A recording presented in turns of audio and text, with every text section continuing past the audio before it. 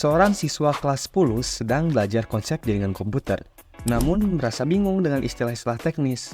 Untuk membantu itu, animasi ini menggunakan analogi sederhana tentang sebuah kota untuk menjelaskan cara kerja jaringan komputer, memperkenalkan perangkat-perangkat utama, dan menjelaskan fungsi-fungsinya. Bayangkan sebuah kota. Setiap rumah di kota ini adalah komputer yang terhubung satu sama lain melalui jalan. Rumah ini saling berkirim surat atau dalam jaringan disebut sebagai data. Jalan-jalan yang menghubungkan rumah-rumah adalah kabel jaringan, dan surat yang dikirim harus memiliki alamat yang jelas agar sampai ke tujuannya. Di kota ini, ada jembatan utama yang disebut router.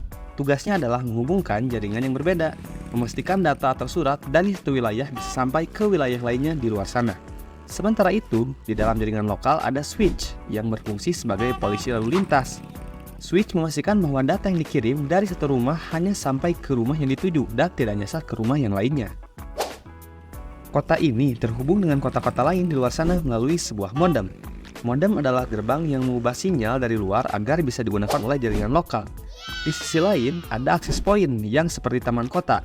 Di sini, orang-orang bisa terhubung ke jaringan secara nirkabel tanpa perlu menggunakan kabel. Ini memungkinkan perangkat seperti laptop dan smartphone terhubung dengan mudah. Untuk menjaga keamanan kota, ada firewall, sebuah gerbang keamanan yang memastikan hanya data yang diizinkan yang bisa masuk atau keluar dari jaringan. Firewall melindungi kita dari ancaman dan serangan dari luar. Dalam jaringan komputer, kita juga membutuhkan aturan, seperti halnya protokol TCP/IP. Ini adalah aturan lalu lintas data di jaringan, yang mengatur bagaimana data dikirim dan diterima agar tidak terjadi kekacauan. Di jaringan komputer ada berbagai jenis jaringan. LAN atau Local Area Network menghubungkan komputer-komputer di satu wilayah kecil seperti dalam satu sekolah. Sedangkan WAN atau Wide Area Network adalah jaringan yang menghubungkan LAN di berbagai tempat yang berbeda, seperti menghubungkan sekolah-sekolah di kota yang berbeda.